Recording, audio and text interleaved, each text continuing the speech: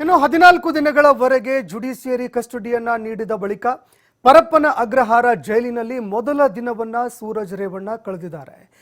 ಇಡೀ ರಾತ್ರಿ ಸೂರಜ್ ರೇವಣ್ಣ ನಿದ್ದೆ ಮಾಡದೆ ಚಟಪಡಿಸಿದ್ದಾರೆ ಎನ್ನುವಂತಹ ಮಾಹಿತಿಗಳು ಲಭ್ಯವಾಗ್ತಾ ಇದೆ.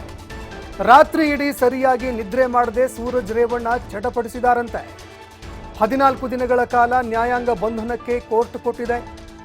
ಈ ನಡುವೆ ಒಂದೇ ಜೈಲಿನಲ್ಲಿ ಅಣ್ಣ ತಮ್ಮ ಇಬ್ಬರೂ ಕೂಡ ಇದ್ದಾರೆ.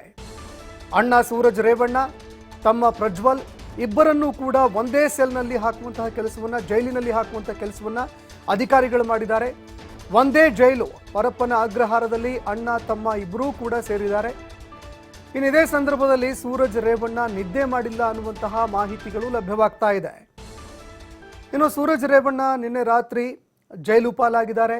ಇದೇ ಸಂದರ್ಭದಲ್ಲಿ ಪರಪ್ಪನ ಅಗ್ರಹಾರದಲ್ಲಿ ನಿದ್ದೆ ಬರಲಿಲ್ಲ ಅನ್ನುವಂತಹ ಮಾಹಿತಿಗಳು ಲಭ್ಯವಾಗ್ತಾ ಇದೆ. ಇನ್ನು ಪ್ರಕರಣಕ್ಕೆ ಸಂಬಂಧಪಟ್ಟಂತೆ ಈಗ ಸಿಐಡಿ ಅಧಿಕಾರಿಗಳು ಅಧಿಕೃತವಾಗಿ ತನಿಖೆಗೆ ಇಳಿತಾ ಇದ್ದಾರೆ. ಇನ್ನು ಈ ಸಂದರ್ಭದಲ್ಲಿ ಯಾವ ರೀತಿಯಾದಂತಹ ಒಂದು ಎವಿಡೆನ್ಸ್ಗಳನ್ನು ಕಲೆ ಹಾಕ್ತಾರೆ ಅನ್ನುವಂಥದ್ದನ್ನು ಕೂಡ ಕಾದು ನೋಡಬೇಕಾಗತ್ತೆ. ಈ ನಡುವೆ ಮತ್ತೊಂದು ಕೇಸ್ ದಾಖಲಾಗುವಂತಹ ಭೀತಿ ಕೂಡ ಸೂರಜ್ ರೇವಣ್ಣಗೆ ಎದುರಾಗ್ತಾ ಇದೆ.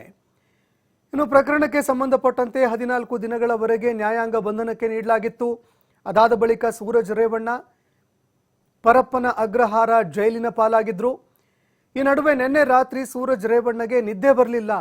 ಇಡೀ ರಾತ್ರಿ ಚಟಪಡಿಸ್ತಾ ಬಹಳಷ್ಟು ಸಮಸ್ಯೆಗಳ ಸುಳಿಗೆ ಸಿಲುಕಿರುವ ರೀತಿಯಲ್ಲಿ ಮೌನವಾಗಿ ರಾತ್ರಿಯನ್ನು ಕಳೆದಿದ್ದಾರೆ ಎನ್ನುವಂತಹ ಮಾತುಗಳು ಕೇಳಿಬರ್ತಾ ಇದೆ. ಅದೇ ರೀತಿಯಾಗಿ ಇಡೀ ರಾತ್ರಿ ನಿದ್ದೆ ಮಾಡದೆ ಅವರು ಬಹಳಷ್ಟು ಚಟಪಡಿಸಿದ್ದಾರೆ ಎನ್ನುವಂತಹ ಮಾಹಿತಿಗಳು ಕೂಡ ಲಭ್ಯವಾಗ್ತಾ ಇದೆ.